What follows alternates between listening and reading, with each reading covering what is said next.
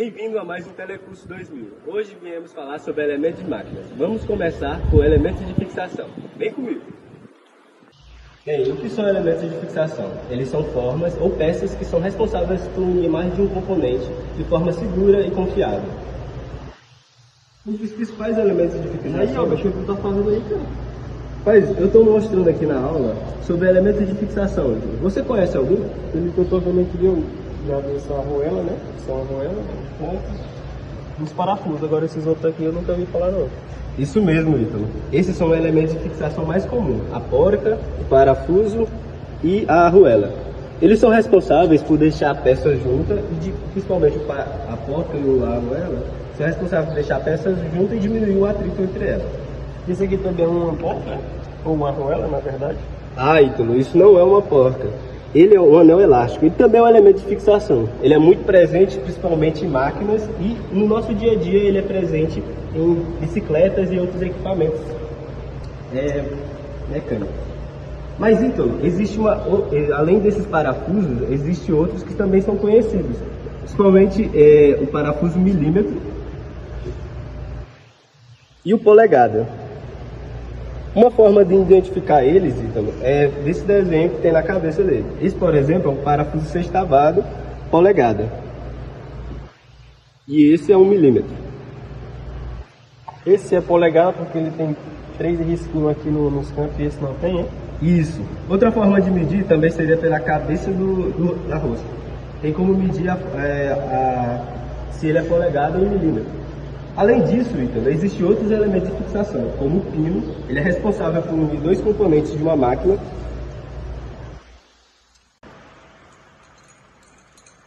Ô, Thiago, por que essa peça aqui é quebrada? Não tinha visto assim, não. Ah, Ítalo, essa peça é interessante. Isso é um elemento de fixação também. Ele é uma arruela de pressão. A funcionalidade dela é justamente ter pressão na hora de fixar o elemento. E isso faz com que a peça que foi fixada não saia tão facilmente, justamente por causa dessa pressão. E esse pedacinho de ferro aqui, vamos jogar ele no lixo, né? Não, Ítalo, isso também é um elemento de fixação. O nome dele é pino. Ele é importante para conectar duas partes de metal uma na outra, fazendo com que ela tenha mais funcionalidade e mais tempo de vida útil. Ítalo, é interessante saber a funcionalidade desses elementos de fixação, porque, por exemplo, o parafuso Allen, ele tem uma funcionalidade específica de um local específico. Ele tem a funcionalidade de ser utilizado em locais que não tem espaço suficiente para usar a ferramenta para prender ele. E existem outros parafusos, como o sextavado, que é o mais comum, ele tem a funcionalidade de usar uma ferramenta mais específica. Então você, quando for montar a sua máquina, vai saber isso também. Existe outro parafuso, que também é um parafuso cabeça redonda. Ele tem a funcionalidade mais como design e deixar mais bonito o ambiente.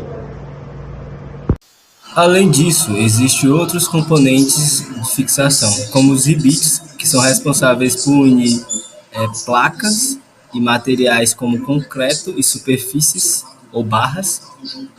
Já existem outros como as chavetas, que servem para impedir a rotação relativa entre dois componentes, sobretudo garantir que ambos permaneçam unidos e de forma centrífuga, a forma centrífuga que exerça sobre eles. Além disso, existe a cupilha, que serve como função de prender e travar de forma segura. Olá pessoal, na aula de hoje vamos dar continuidade aos elementos de máquinas. E o assunto da nossa aula são os elementos de apoio. E aqui na mesa eu trouxe alguns exemplos de elementos de apoio, como o rolamento comum, todos vocês conhecem. Temos o rolamento esférico. Ele tem como se fosse uma esfera dentro dele. E o rolamento cônico. E também temos a bucha. Agora, no quadro, eu vou explicar melhor para vocês como cada um deles funciona. Você já parou para pensar como as máquinas conseguem funcionar suavemente? Um dos segredos são as buchas de metal, que desempenham um papel fundamental na redução do atrito. As buchas de metal são peças cilíndricas geralmente feitas de materiais como bronze ou aço, projetadas para suportar o desgaste e facilitar o movimento entre os componentes. Elas atuam como suporte para eixos, permitindo que eles girem de forma mais eficiente. Quando um eixo se move, o contato direto com os outros componentes pode causar atrito e desgaste. As buchas minimizam esse contato direto. Com a bucha instalada, a superfície do eixo se desliza sobre a superfície da bucha. Isso reduz a área de contato e, consequentemente, o atrito, permitindo que a energia se concentre no movimento em vez de ser perdida em calor.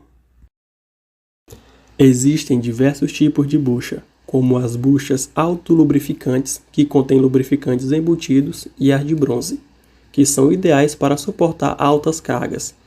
Cada tipo é escolhido com base na necessidade da aplicação. As buchas de metal são amplamente utilizadas em automóveis, máquinas industriais e até em equipamentos domésticos. Elas garantem um funcionamento suave e duradouro. Em resumo, as buchas são componentes essenciais que ajudam a manter a eficiência das máquinas, reduzindo o atrito e aumentando a vida útil dos equipamentos. Uma pequena peça que faz uma grande diferença. Para reduzir ao máximo o atrito nas máquinas, foi introduzido outro elemento de apoio no lugar das buchas: os rolamentos. Ele possui 2 anéis concêntricos, quer dizer que tem o mesmo centro, e entre esses anéis é que vão os elementos rolantes, que podem ser esferas, roletes ou agulhas. As principais vantagens do uso dos rolamentos no lugar das buchas são o menor atrito e o menor aquecimento que eles causam, e a baixa exigência de lubrificação. Também não desgasta o eixo e provoca um pequeno aumento da folga durante sua vida útil. Agora, as desvantagens. Os rolamentos têm maior sensibilidade aos choques, têm maiores custos de fabricação, sua tolerância é pequena para a carcaça e o alojamento do eixo. Eles não suportam cargas tão elevadas quanto as buchas e ocupam maior espaço radial. Agora que vocês conhecem um pouco sobre rolamentos e buchas, podem ver que cada um é importante no mundo da mecânica. Seja um rolamento ou uma bucha, ambos são peças-chave na engrenagem da eficiência. Bem, pessoal, agora nós estamos lá na oficina para mostrar para vocês os tipos de mancais e as guias. Bem, pessoal, aqui nós temos alguns exemplos de mancais, um mancal de rolamento,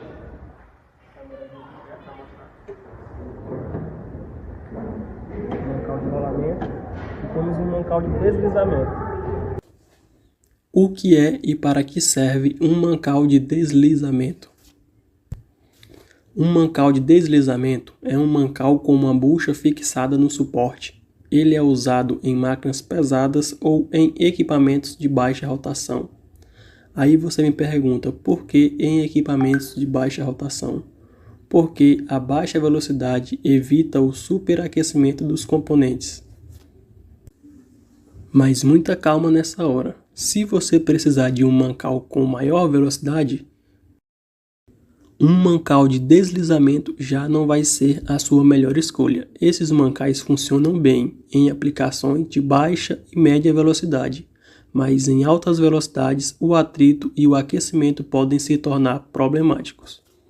Para aplicações de alta velocidade, você pode considerar mancais de rolamento. Eles têm menor atrito e podem suportar velocidades mais altas. Exemplos incluem mancais de esferas ou rolos. E essa foi uma breve aula sobre os elementos de apoio. Vem aí agora a próxima aula.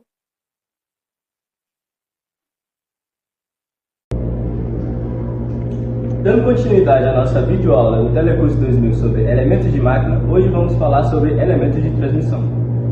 E hoje eu convidei o Felipe para falar um pouco sobre isso. Bem, você sabe quais são esses elementos? Sim, são os eixos, as engrenagens, as correias, polias, os cabos de aço, acoplamentos e roscas de transmissão. Esses elementos são essenciais para transferir potência e movimento de diferentes partes de uma máquina. E Felipe, por que você acha que esses elementos são tão importantes para a indústria? Porque eles permitem que máquinas funcionem de maneira eficiente e também ajudam a variar rotações entre eixos. Essas rotações podem acontecer por conta das engrenagens, correntes ou até mesmo forma de atrito. Entendi. Já que tocou nesse assunto, como funciona a transmissão pela forma, Felipe? É quando os elementos se encaixam perfeitamente. Essa é a forma mais comum, especialmente com elementos de alvetados. Interessante, Felipe. E como funciona a transmissão por atrito? Ela é útil para centralizar as peças, mas não suporta grandes esforços. Interessante, Felipe. Agora vamos falar sobre eixos e árvores. O que você sabe dizer sobre isso? Os eixos são longos e permitem a rotação de outros componentes, enquanto as árvores transmitem potência e suportam mais flexão e torção. E os eixos podem ser maciços ou vazados. Você sabe diferenciar os eixos maciços para os vazados? Os eixos maciços são mais resistentes, enquanto os vazados são usados para reduzir peso. Felipe, entendi. Agora passando para polias e correias, o que você pode me dizer sobre elas? As polias movimentam-se pela rotação do motor, e suas superfícies podem ser planas ou trapezoidais. As correias mais usadas são as planas e as trapezoidais. E como essas polias funcionam em um sistema, Felipe? A polia motora transmite movimento, enquanto a polia movida recebe esse movimento. Agora vamos falar sobre correntes, Felipe. Você sabe onde elas comumente são usadas? Elas são mais utilizadas em máquinas industriais, em veículos como bicicletas e motocicletas. Enquanto os cabos de aço? Eles transmitem forças de tração e são usados em construção civil e na indústria marítima. E as roscas de transmissão, Felipe? Como que elas funcionam? Elas convertem movimento rotativo em linear e são usadas em macacos hidráulicos e em prensas também. Entendi, Felipe. Enquanto as engrenagens, qual é a sua principal função? Elas transmitem potência e ajustam a velocidade e o torque. Obrigado, Felipe, pela sua videoaula. Agora, próximo vamos falar sobre elementos de vedação. Agora eu vou falar um pouquinho sobre a aula de elementos de vedação. É muito importante que não encontramos apenas na indústria, também encontramos em casa, com panela de pressão, garrafa de café e entre outros. Para explicar melhor para vocês, nessa aula vamos falar sobre um pouquinho sobre os elementos de vedação que são encontrados na indústria no dia a dia, que são as juntas, redentores, anéis de borracha e também os selos mecânicos. Mas qual é a sua finalidade dos elementos de vedação? Que é impedir a passagem de fluidos de um ambiente para o outro e evitar que esse ambiente seja poluído por agentes externos. Mas onde eu posso encontrar essas peças? Nós achamos muito em motores, geralmente encontrado com muito óleo em cima dessa peça. Primeiro são as juntas de borracha, onde são vedações empregadas em partes estáticas, onde suas partes não são em movimento relativo, muito usado em equipamentos e frágeis, etc. Pode ser fabricado com materiais em forma de manta e ter uma camada inteira de lona, ou materiais de outro formato, onde são muito utilizadas em tubulações de águas. Aqui também temos tipo de junta de papelão. Esse tipo de junta pode ser comprada pronta ou conversada conforme o formato da peça. São muito utilizados como tampas de caixa de engrenagem e redentores. Lembrando que existem outros tipos de juntas, tem metálicas e etc. Aqui também temos anéis de borracha, onde são peças de vedação de movimento circular ou encontradas em tiras, que são bastante utilizadas em vedações estáticas ou dinâmicas de cilindros indálicos e pneumáticos de baixa velocidade. Aqui temos a gacheta. Gacheta é um dispositivo de vedação para prevenir a fuga de fluido, como gases ou líquido, que são mais usados em bombas e reatores. Olá pessoal, bem-vindos. Agora vamos dar continuidade ao nosso vídeo aula. Agora vamos falar sobre os elementos de construção mecânica. Isso mesmo, Ana. Vamos falar sobre os diferentes tipos de materiais e suas propriedades e como são as suas aplicações. Para começar, os materiais de construção mecânica são fundamentais para qualquer projeto que envolva componentes e estruturas. Elas também precisam ter característica específica para o projeto. Exatamente, eles precisam ser escolhidos conforme a sua durabilidade e resistência para que o produto final seja entregue da forma correta e ele funcione corretamente. Aqui temos exemplos de alguns materiais de construção mecânica. Vamos começar pelo aço. O aço é muito conhecido pela sua versatilidade e durabilidade. Ele também é muito utilizado em estrutura de prédio e também em ferramentas. Não podemos esquecer do plástico térmico. Plástico como nylon e paracetal, utilizado em baixa densidade e também requerem menos desgaste. E as cerâmicas, embora são frágeis, são indispensáveis em situações de calor e abrasão. Cada material possui a sua propriedade específica. Por exemplo, o pum resiste à força puxante e já outros resistem à força tração. E a dureza indica a resistência do material ao desgaste. Já a elasticidade mostra como o material se deforma e se retorna à sua forma original. Ana, será que é importante a escolha do uso de materiais de construção mecânica? Claro que é importante, até porque para você construir um prédio, o excelente vai ser o aço, né? Porque ele carrega mais peso e também é mais difícil de quebrar. E já o plástico, ele é utilizado para peças pequenas e componentes eletrônicos. Engraçado, né? Como é que a tecnologia vai avançando cada dia mais. Verdade. A gente vê assim compósitos avançados, materiais inteligentes. Como isso pode acontecer, né? Verdade. Esses novos materiais, Ana, tá trazendo novas oportunidades. Tipo, como nós construímos e planejamos, e assim oferecendo melhor desempenho. Verdade, né? Ainda bem. Graças a Deus.